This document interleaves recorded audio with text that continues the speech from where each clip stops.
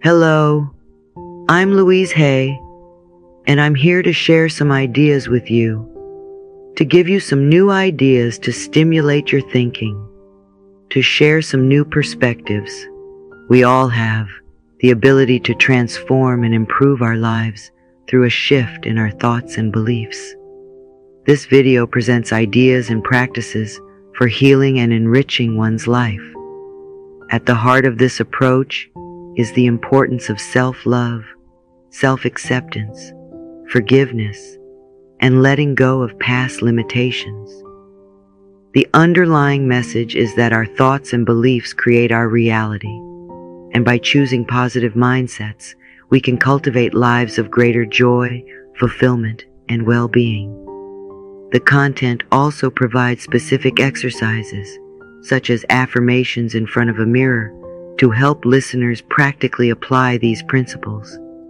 The aim is to empower people with the understanding that they have the innate capacity to change and uplift their lived experience.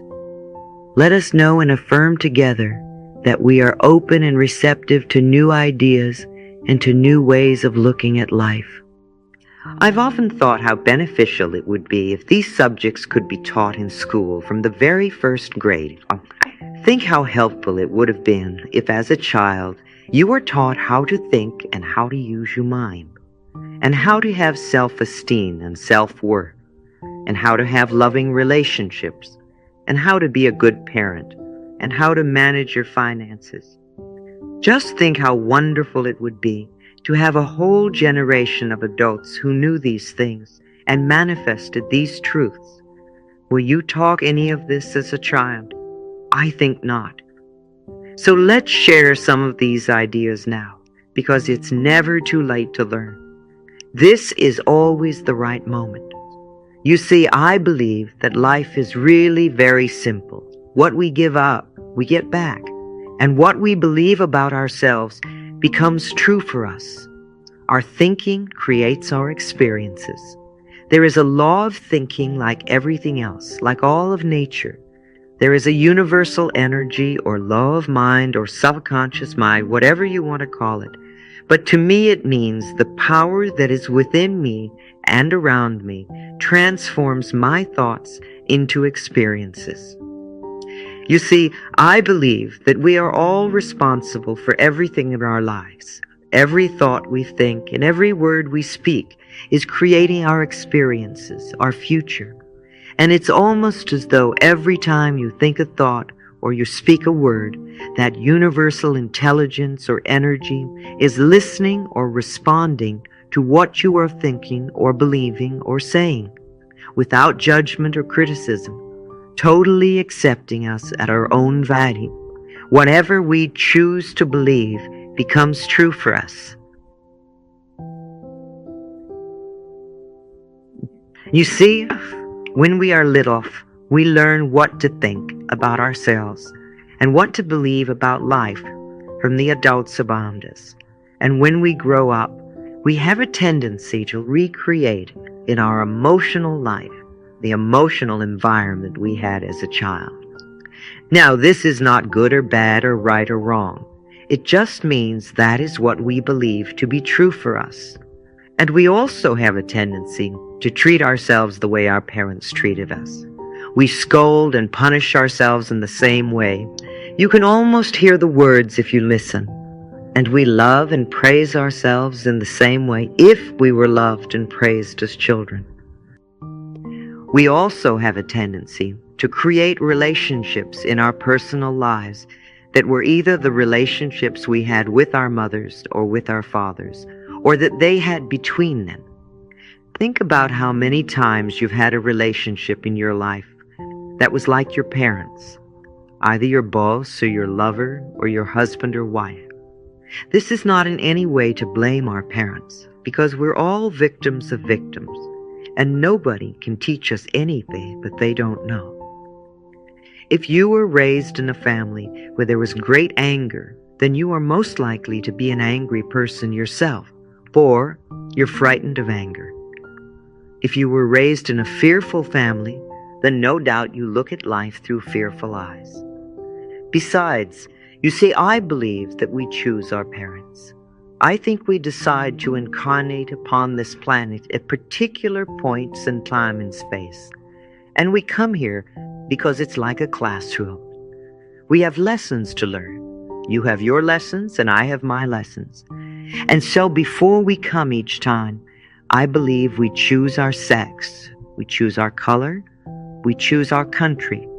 And then we look around for the perfect set of parents that will mirror the lessons and patterns we came to work on. We choose these people as the perfect mirror for our work. Then most of us, when we grow up, have a tendency to point our fingers at our parents and say, "You did it to me. It's all your fault." But really, if we're all responsible for everything in our lives, then there's no one to blame. All is in perfect, divine right order. And we are all doing our best according to the understanding, awareness, and knowledge that we have. Our point of power is always in the present moment. We create our future by our thoughts and actions of today. And we can know that no person, no place, and no thing has any power over us. We create all our situations and all our circumstances by our thinking, feeling patterns. And then we usually give away our power by blaming others when things do not go the way we want. Is this true for you? We all have things we believe and ideas about ourselves. Now, which one of these two ideas could be true for you? People are out to get me, or everyone is always helpful? If you really believe that people are out to get you, then you're going to have those sorts of circumstances in your life. However, if you choose to change that belief to everyone is always helpful, then you will find that wherever you go in life, people are there to help you. Now, wouldn't it be better to think that way? We all have a lot of foolish ideas about life and what we believe about ourselves. And we have so many rigid rules about how life should be lived. But you see, we can't really do anything about the past. That's all done now. And everything you have experienced in your life up to this moment, you have created by your thoughts and your feelings and your beliefs of yesterday, last week, last month, last year, 10, 20, 30, 40, 50, 60 years ago, however far you go back. However, I repeat, the point of power is always in the present moment, which means that what you are choosing to begin to think right here and right now is going to create tomorrow and next week and next month and next year. The past has no power over us. The point of power is in this present moment, and we can begin to be free right here and right now. We do choose our own thoughts. We may not think so, but we do. It seems to me that almost everyone on this planet, myself included, and everyone I've ever worked with, is suffering from self-hatred and guilt to one degree or another.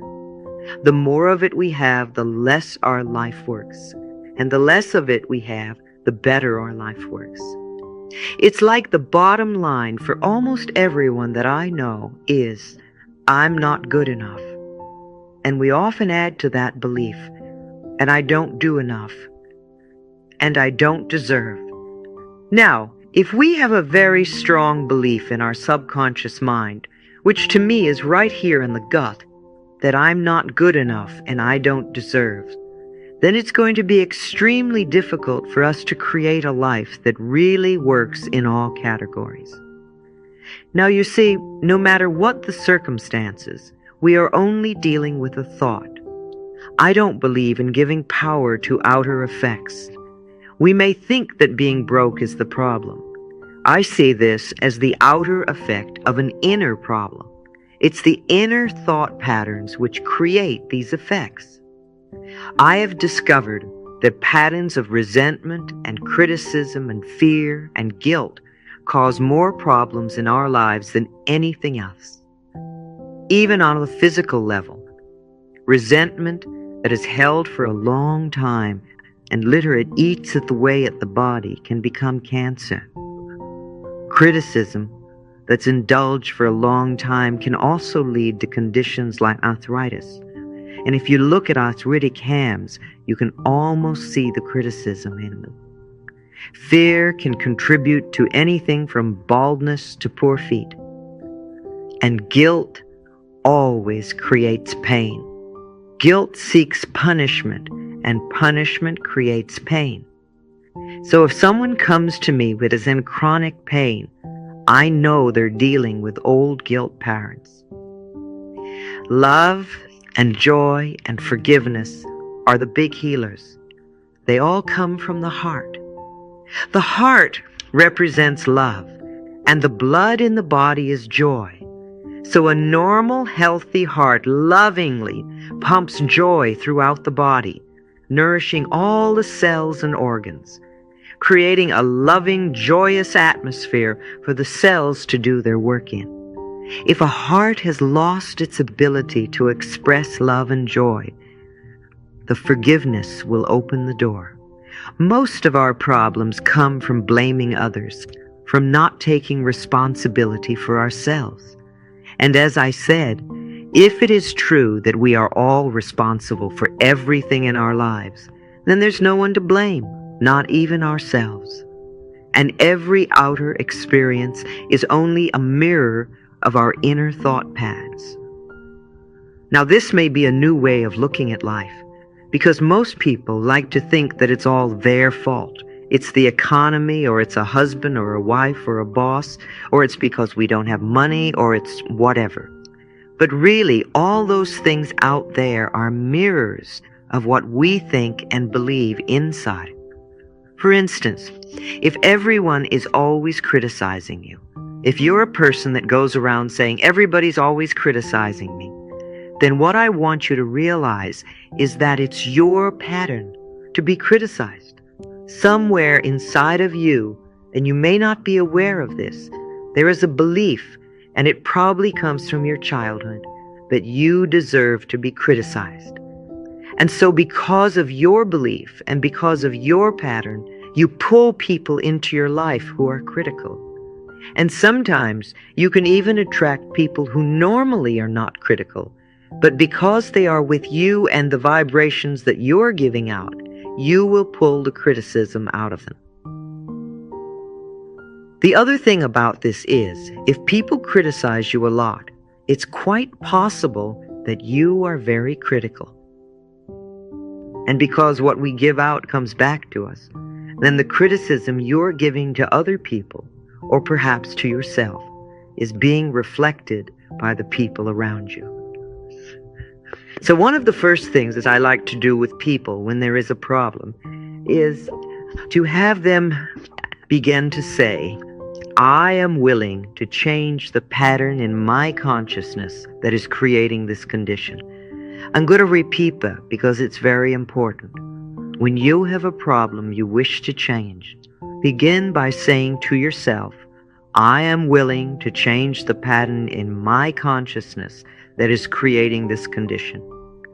This simple sentence begins to get things moving. The universal power, the universal energy, the law of lines, your subconscious mind is constantly responding to every thought you think and every word you speak.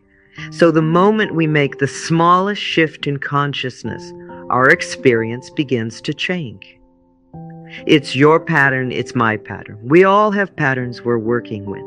And as I said, most of the patterns we have come from the time we were 3 to 5 years old. These are our beliefs about life, our life scripts. However, we can change our attitudes towards the past and these life scripts. We are never stuck. It's really very foolish to punish ourselves in the now because of some hurt in the past. To be hurt once is one thing, but then to continuously punish ourselves because of it is very sad and very unfulfilling. It's important that we dissolve resentment now, because it can cause so many problems in the future. I've often said that to people. Do it before we're under the threat of the surgeon's knife. You see, then we have to deal with panic too. It's much easier to do it now. We have a choice of choosing to be a helpless victim and really believing it's all hopeless. And if we do, the universe will support us in that belief. And then all we do is go down the drain. Can you see how powerful we are? Our thoughts create our experiences. If I were to think that I'm unlovable, then I will be lonely for the rest of my life because I will prove my beliefs. However, if I were to change that belief into thinking that I am always surrounded by love and my life is full and rich, then that is what my life will become. My life will have to become a mirror of my inner experiences. So one of the things we want to do is to begin to release the pain of the past, to let it go, and to be willing to forgive. Do you know the Course in Miracles says that all illness comes from a state of non-forgiveness, and that whenever we are ill, we need to look around to see who it is we need to forgive. Now, this does not necessarily mean condoning poor behavior, because I agree there are many people who behave poorly. Forgiving means to release our stuff on it and let ourselves be free and the other person be free. We understand that the people who mistreated us are also in pain, that they are doing the best they can, coming from the knowledge and awareness and understanding that they have at that particular point in time and space. I've learned over the years that there is only one thing to teach, and that is love. I teach people to love themselves in the here and now as they are. Self-approval and self-acceptance in the now are the keys to positive changes, and this means no self-criticism. In order to change our life on the outside, we must change inside. At least be willing to change ourselves. You don't have to know how to do this. Just be willing. We'll work on the hows. Remember, and I'm going to say this often, every thought we think and every word we speak is being responded to by the universal energy. So the moment we say we're willing, it's amazing how the universe begins to help us. It brings us what we need. You see, there is a part of you that is ready to make an enormous change, and this is why you have created me in your life. With the use of this tape and the ideas I'm sharing with you, you have the opportunity to go over and over this tape, and each time you do, you're going to find a new idea to work with. And each time you do, you're going to look deeper into yourself, and quite the contrary to what you may have believed in the past, you are going to find incredibly beautiful treasures within you. First of all, we need to figure out what the problem is. Oh, I know. You think you know the problem. You don't care for the weight of your body, or you have an illness, or you can't get your money act together, or you're lonely, or you have a relationship that's not working, or you don't like your job, or you want to do something very different, or many things. But to me, these are all outer effects of an inner thought pattern that is creating them. And if we spend our time just looking at the outer effects and working with those, the moment we fix one, we'll create another one. Because the inner belief is still there and saying that we don't deserve on some level. Now, it's safe to look within, and let's do it together. What I'd like you to do now is to pick up your pen and paper or notebook, and on the top of the page, I want you to write, "I should." And then I want you to finish that sentence in at least a half a dozen ways. Turn the tape off now and do that. And when you're finished, come back and we'll continue. Write "I should" on the top of the page, and then finish it at least 6 or 7 times.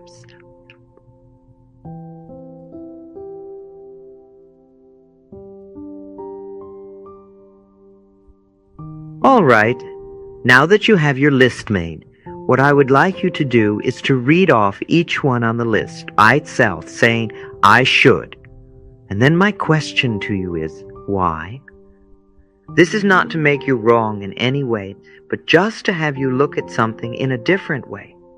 So you may say, I should get up early in the morning. My question is, why? And then I want you to look inside yourself to find the answers. Do this with each should on your list. If you pander this exercise with a partner, even better. When you're finished with the list and made a note of your answers so that you remember them, then come back to me and we'll go further.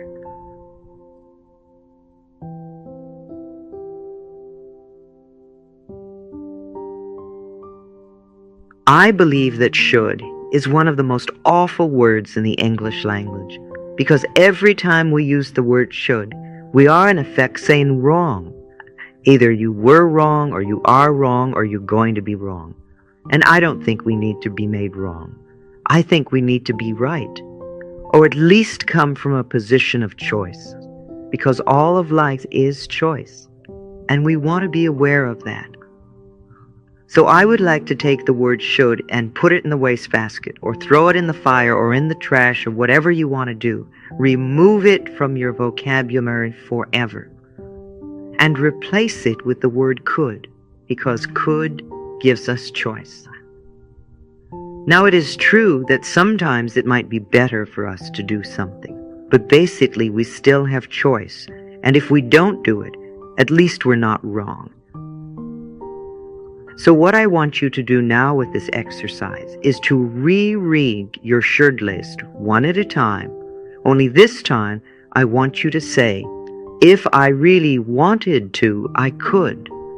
If I really wanted to, I could get up early in the morning. And then my question to you is, so why don't you, or why haven't you? And again, this is not to make you wrong, but to let you look at your shoulds and see how you really feel about them. So again, you can turn the tape off for a few moments and go through this process. If I really wanted to, I could. And so why haven't you? And when you're finished, come back.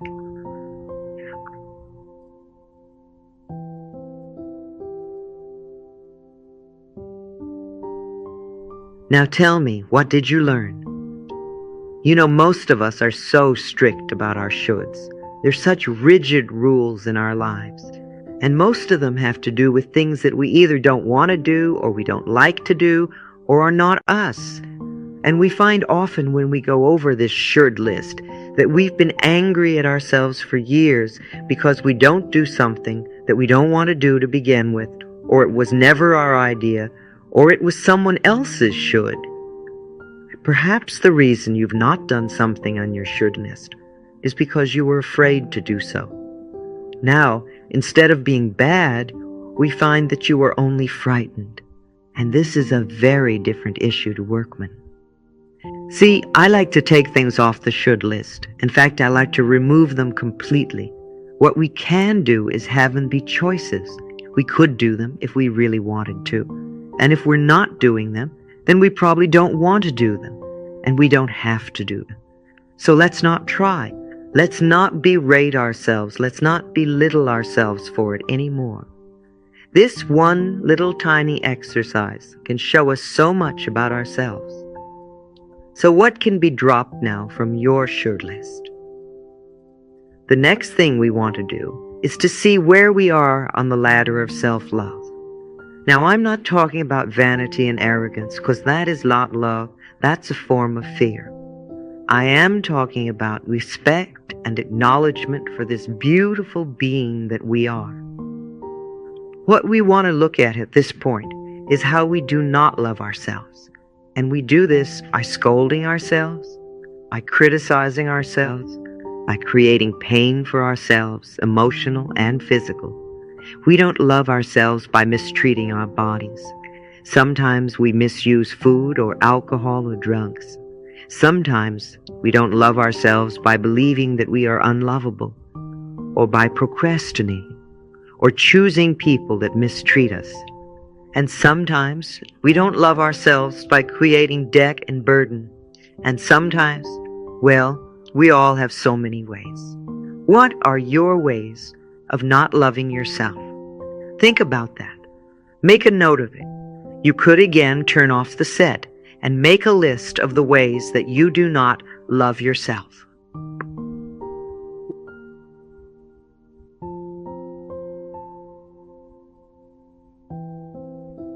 Any denial of our good is not loving ourselves, and we can do that in so many different ways. You know, I once had a client who wore glasses and often wore contact lenses, and we weren't even working to improve her vision, but we were working to release some old pattern in her life that was really limiting her. And one day we had a big breakthrough, and the next day when she got up and she put on her contact lenses, they were bothering her. So she took them out and her vision was absolutely clear. She could see everything perfectly. And she spent the whole day saying, I don't believe that, I don't believe that, I don't believe it. And the next day, she was back to wearing her lenses. You see, the universe will back up whatever we say. And when good comes into our life and we deny it, this is an act of not loving ourselves, and we literally push it away. Sometimes we have a partner who's tired or grouchy, and we think that something's wrong with us. Or our marriage ends, and we believe it's all our fault, and that we're not good enough. Or we have 1 or 2 dates with somebody and they never call again, and again we think something is wrong with us. Sometimes we're afraid to ask for a raise, or our bodies may not match the latest fashions, and we think we're not good enough. Or we don't make the sale, or we don't get the part, and we think we're not good enough. Or we may have a fear of intimacy, and so we wind up having no sex or anonymous sex. How do you express your lack of self-esteem? Think about it. It's not that we're wrong or bad people. It's just that we're looking at what we'd like to change. And we all have things about us that could be changed if we want to make our lives work better. When we were little tiny babies, we knew the perfection of our being. We knew how wonderful we were. You look at any tiny baby and you see how wonderful they are. They're full of love and they're full of life, and they ask for what they want and they express their feelings freely. When a little baby is angry, not only do you know it, the entire neighborhood knows it. And yet, 2 minutes later, their smile can light up a room because they express and it's over. And they always live in the now. And they reach out and ask for what they want. They're fabulous little babies. And they love their bodies from the top of their head all the way to the tip of their toes. They have no shame and no guilt. And they're not into comparison. And each one of us was like that. And somewhere along the line we lost it. We listened to other frightened or angry people and believed what they told us. Where did you lose your love for yourself? All right, what I'd like you to do now is to pick up your hand mirror, and I want you to look into your own eyes and say, I love and accept you exactly as you are. I want you to do this now. Go ahead. I love and accept you exactly as you are. Just notice your reactions. How do you react to doing this? How do you feel? What's coming up? Is it an easy exercise to do? Do you feel foolish? Does it seem hard to do? Does it make you feel angry? What sort of reactions are you having? I can remember when I used to criticize myself all the time when I looked in the mirror. I remember the endless hours I used to spend plucking my eyebrows to make myself barely acceptable. And I also remember I used to be frightened to look into my own eyes. Are you like that? Is this a difficult exercise? Because to me, this is one of our core issues, how we feel about ourselves. It's not important what's happening out there. It's not the size of our hips or our bank account or the fact that we have a lover or not, but how we feel about ourselves. Loving the self, to me, is the most important thing we can do. And this begins, as I said before, with no criticism. Do you criticize yourself? Oh, I've heard all the answers. Well, of course. I mean, how am I going to change if I don't? Well, if I don't do that, I won't be able to motivate myself. Doesn't everyone? Or I've always criticized myself. Well, we're not talking about everyone. We're talking about you. Everybody has their own answers and their own reasons. Why do you criticize yourself? What's wrong with you?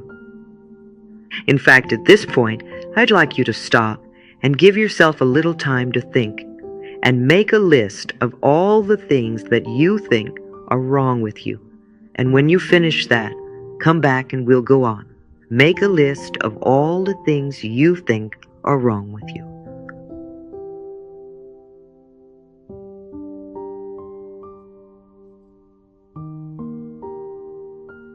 You will get the most out of this tape and the work we do if you allow yourself to take the time to do the exercises between the exclamations. Now, let's talk about your list. Think about your list. Is it full of too short, too tall, too young, too old, too stupid, whatever? It always seems to be a lot of truths. And look at this list and notice, does it go with your should list? Are the items pretty much the same? See, it sounds to me like you're saying, I'm not good enough. And here we are again at the very bottom one, not loving ourselves. And this to me is the only real problem we have. Now, the next question is, where does this come from? Where do we get those ideas? How did we go from the perfection of a tiny baby who knew how wonderful it was to the feeling of being unlovable and unworthy and not good enough? You know, I like to think of us all as being like a rose. If you think of this flower, this gorgeous rose, from the time it is the tiniest little bud, as the petals begin to open, till it becomes a full blossom, till the last petal falls, a rose is always beautiful, always perfect, and ever-changing.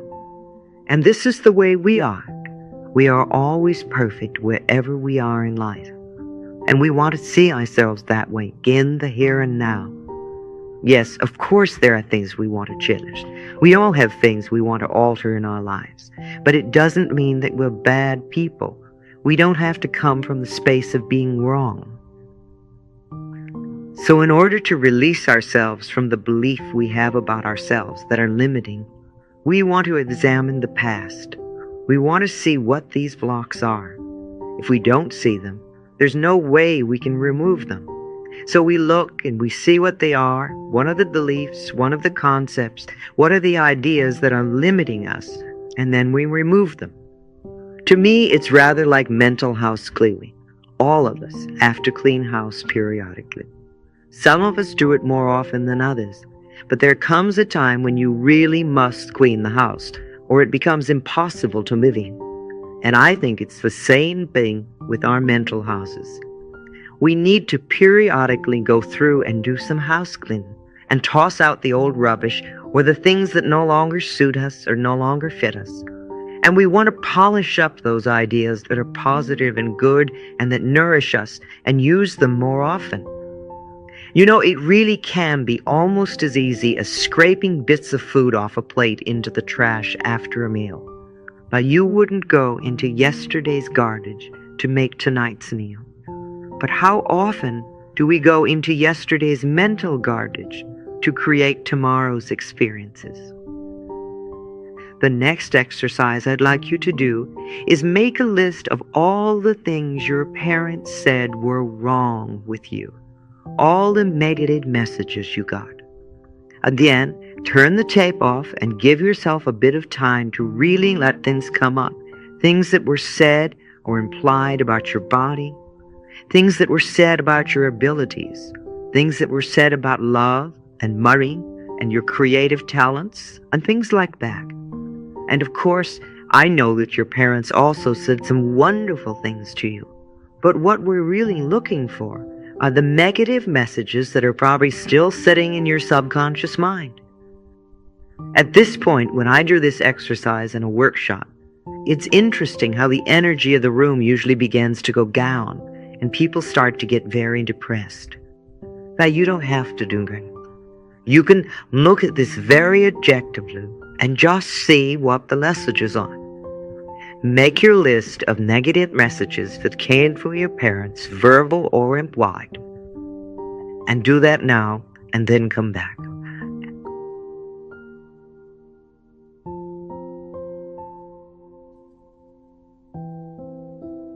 All right, I want you to look at that list of negative messages, all the things that you heard as a child, because they're all sitting there in your subconscious mind, unless you've done something to release them and let them go. Try to be objective about it. And when you see something that creates a feeling within your body, let yourself say, oh, so that's where this belief came from. And realize that you're finding a treasure. Because if you don't know where this came from, you'd just be operating on automatic for the rest of your life and wondering why things aren't working for you, or wondering why you're always having the same experience. Well, I know why you repeat medical experiences. You're creating them because of some belief in here, and that belief came to you when you were very little. Not only from your parents, but now if you'll dig a little deeper, you'll find that it came from other sources too. So again, I want you to continue this list of negative messages and look for the other negative messages you heard as a child, mostly before the age of 10. Things that you heard from your relatives, from teachers, from friends, from the authority figures, from the church. Take some time to do this, and as you're doing it, notice your body. Notice how your body is reacting and feeling. Make your list now of negative messages from other sources.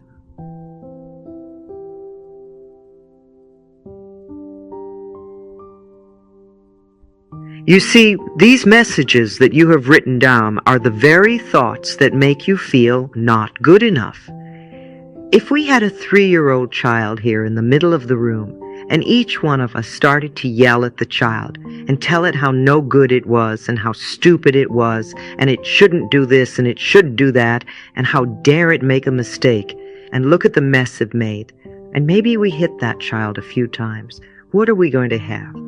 We're going to have a little child that cowers in the corner and behaves like a goody-goody. Or we're going to have a child that tears up the room. They will go one of two ways, but there is no way we're ever going to know the potential of this child.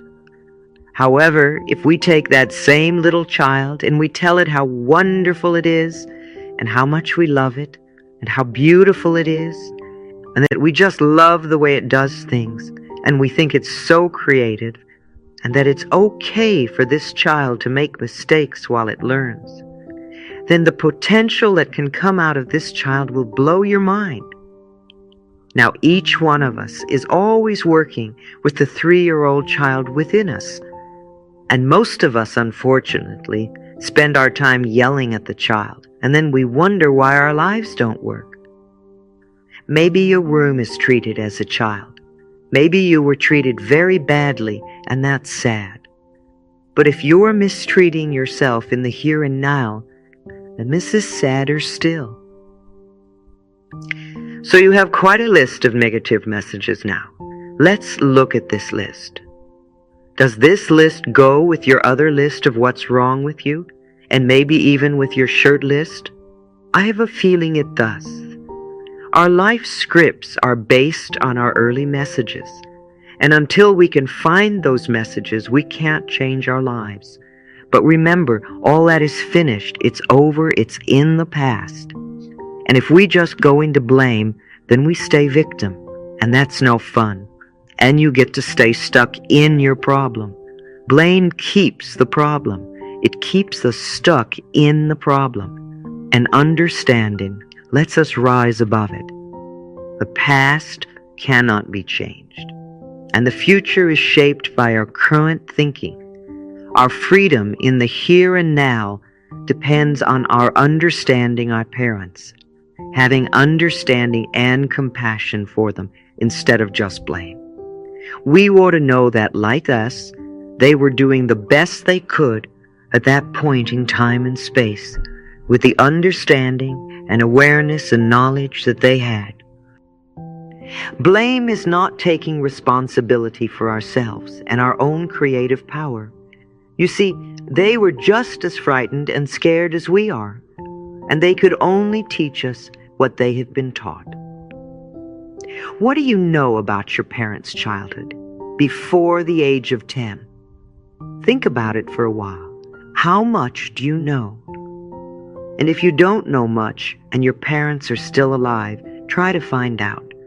Not in an accusing way, but just ask them, what was it like to be a little child? What was it like when you were 5 years old? And if your parents are gone and you can't find out from them, then let yourself imagine what it could be like. What kind of a childhood would your parents have had to have them be the sort of people they were when you were little? Understanding creates compassion, and so you can't free yourself until you free them, and you can't forgive yourself until you forgive them. Now, perhaps you also have brothers or sisters. If they are older, they may have been like gods to you, and you may have taken very seriously the things that they said. Sometimes they may have considered you a nuisance, and you got the idea you weren't good enough.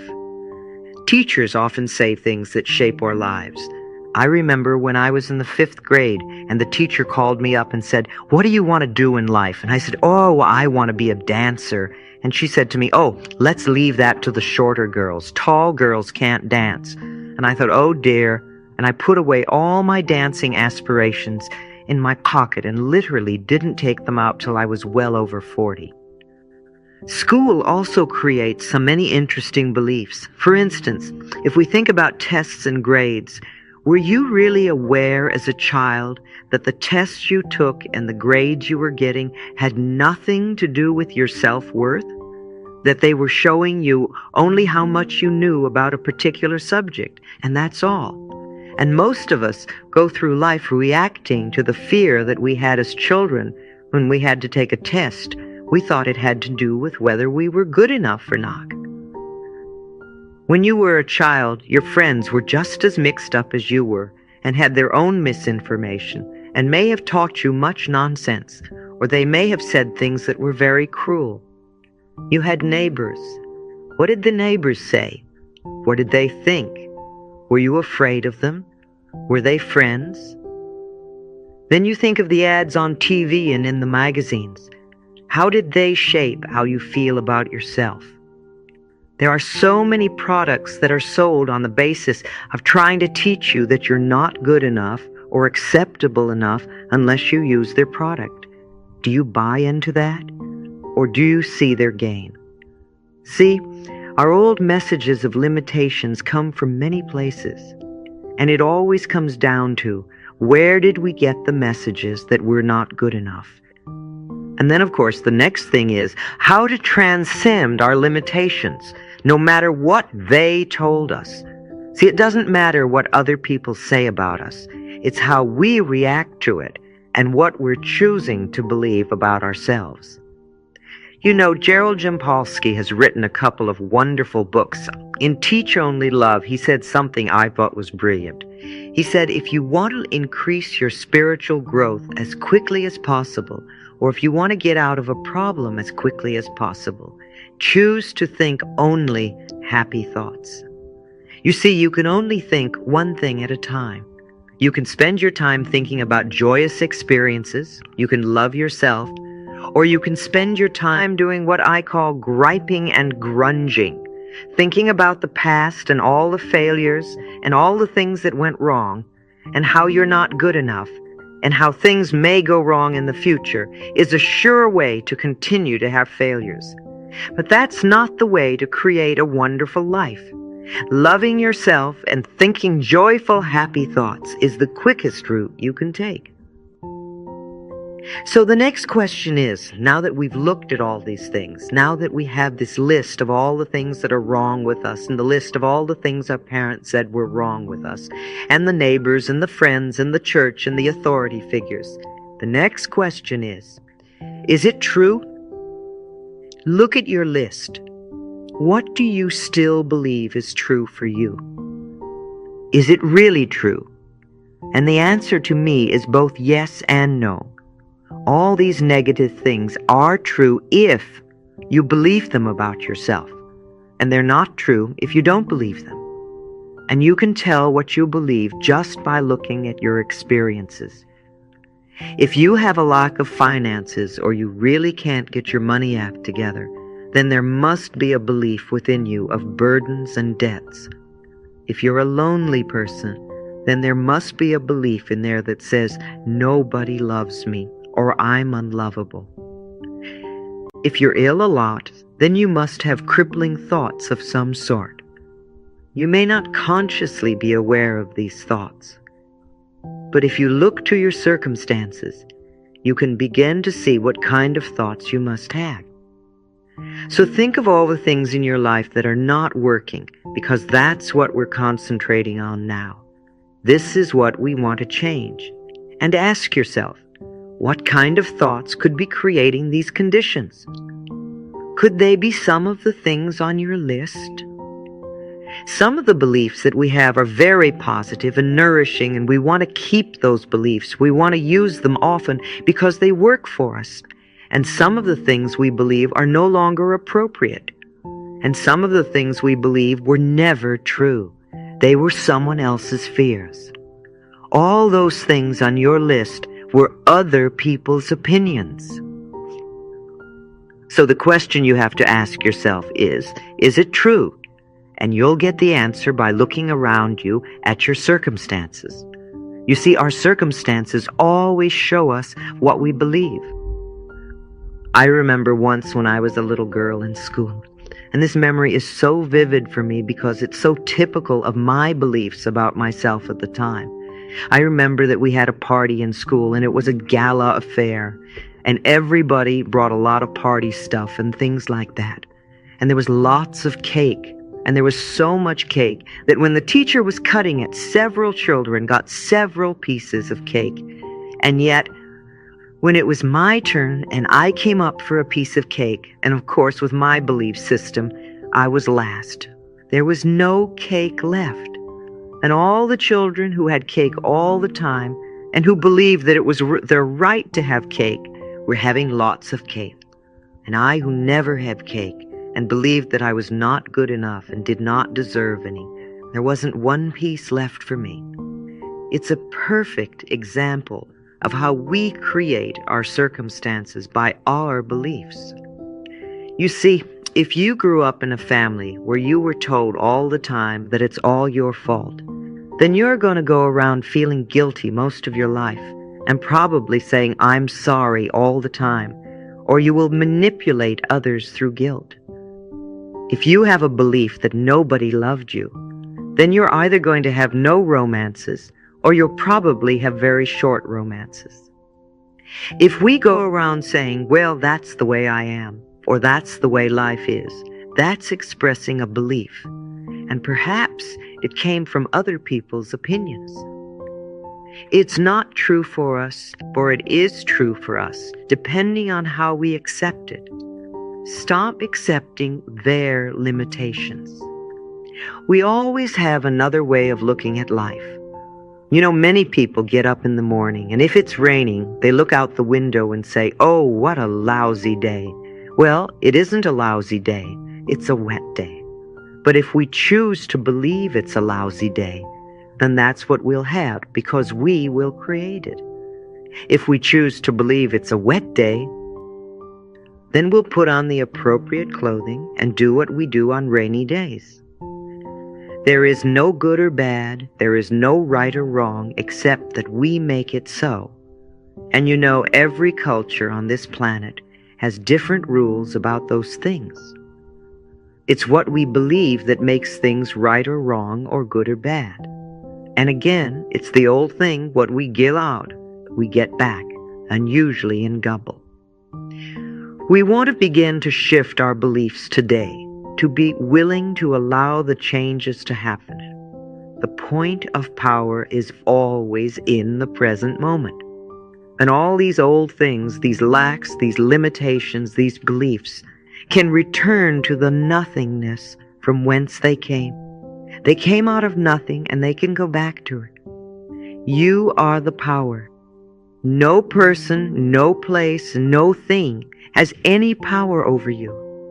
I can give you lots of good advice and lots of wonderful new ideas, but if you choose not to accept them, then you're in control, for you have the power.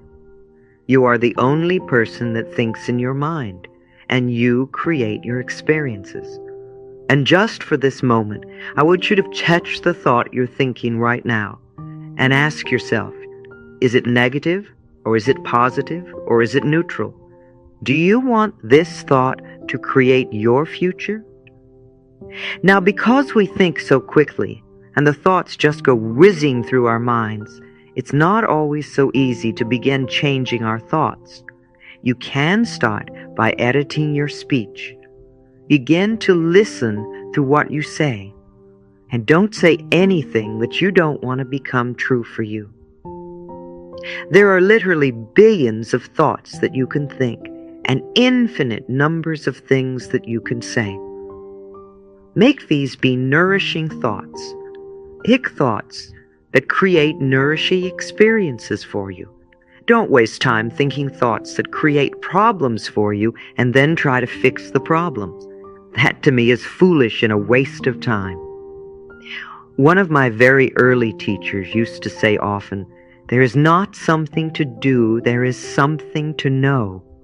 Because truly, when we change our thinking, we change our experiences. All right, so what do we do now? Well, I think we can decide to change. That, to me, is the most important thing now. Oh, we can throw up our hands in horror and give up, or get angry, or feel that it's all helpless and hopeless. But these are old and useless ways of handling things. If we think, oh, it's hopeless, so why try, because at least I can handle the pain, and I know what that is, well, that's just getting stuck and staying in the same old place. And you certainly have the choice of doing that, but you don't have to. I'm getting angry about circumstances. Well, to me, that's like sitting in a corner with a dunce hat on. You know, something happens and we get angry, and something else happens and we get angry, and we don't do anything about it. Do you know that people who commit suicide do so because they won't change their minds? They believe that life is only one way, and they don't want to look in another way or see another viewpoint. They refuse to believe there are other possibilities, and so they leave the planet instead. Getting angry or upset continuously because things that aren't working, again, is sort of foolish and a wasted energy. What is really better is for you to ask yourself, how am I creating so many situations to be angry or upset at? And then sit down and really give yourself a chance to think about that. What could I be doing or believing that is creating this? And again, this is not to make you wrong, but just to let you look at what could be happening. When we start this work, I like to think of it very much like the end of a Thanksgiving dinner. You know, you've had all this wonderful Thanksgiving dinner and everybody's eaten much too much. And then it's time to go into the kitchen and clean up the turkey pan. And there it sits, all crusty and burnt, and it looks a mess.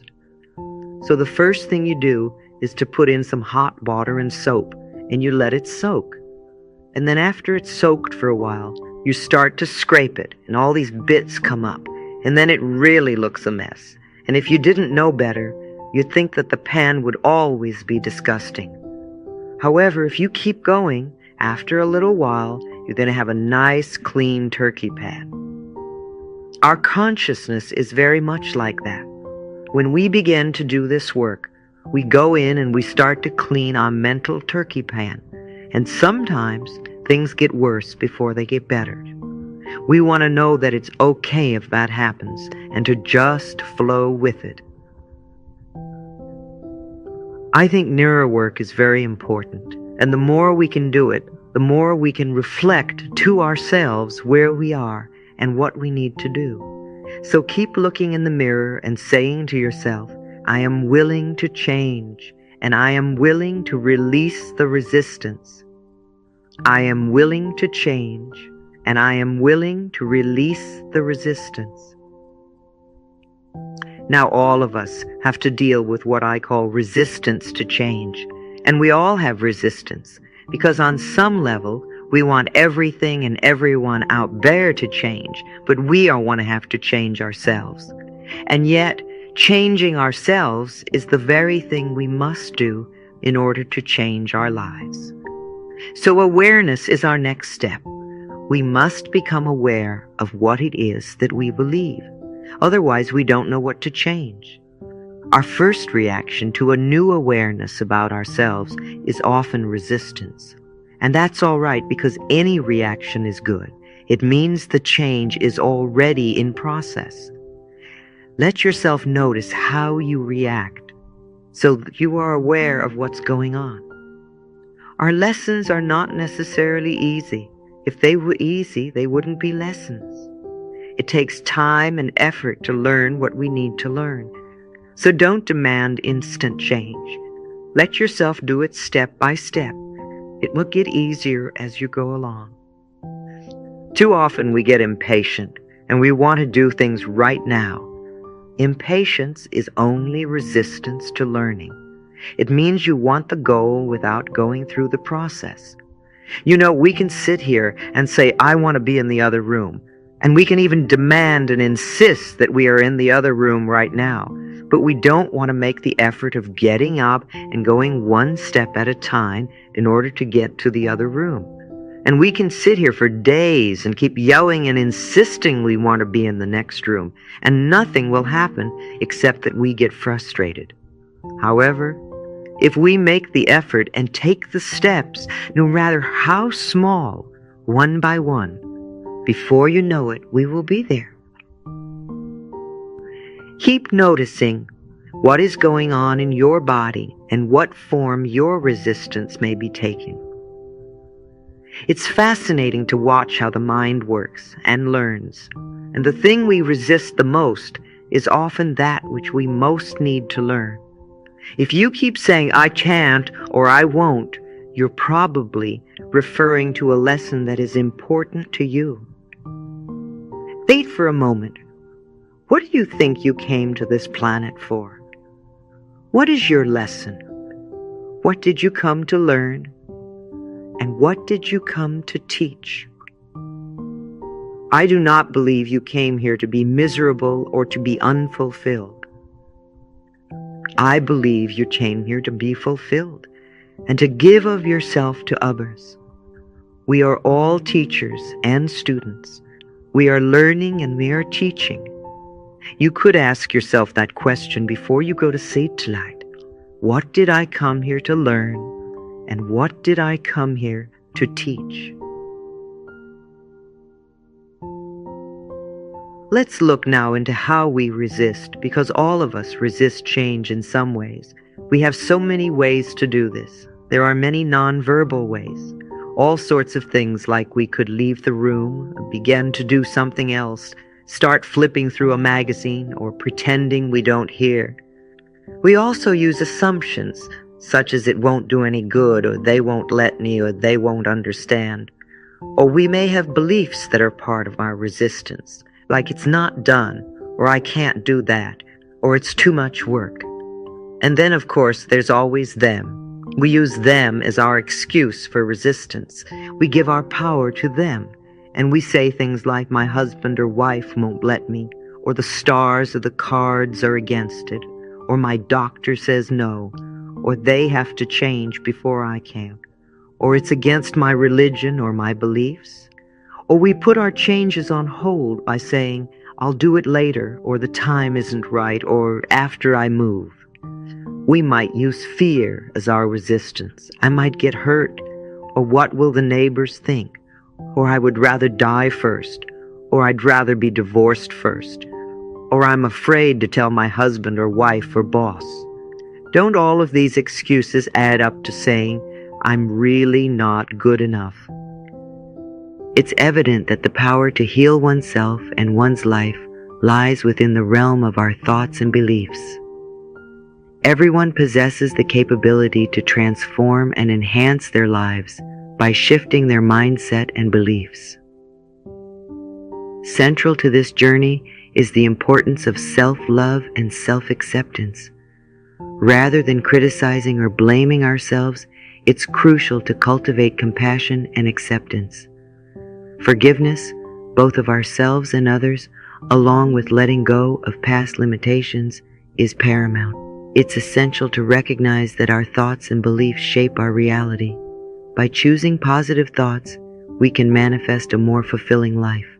Engaging in practices such as mirror work, affirming, I love and accept myself, can aid in improving self-perception and nurturing a positive self-image.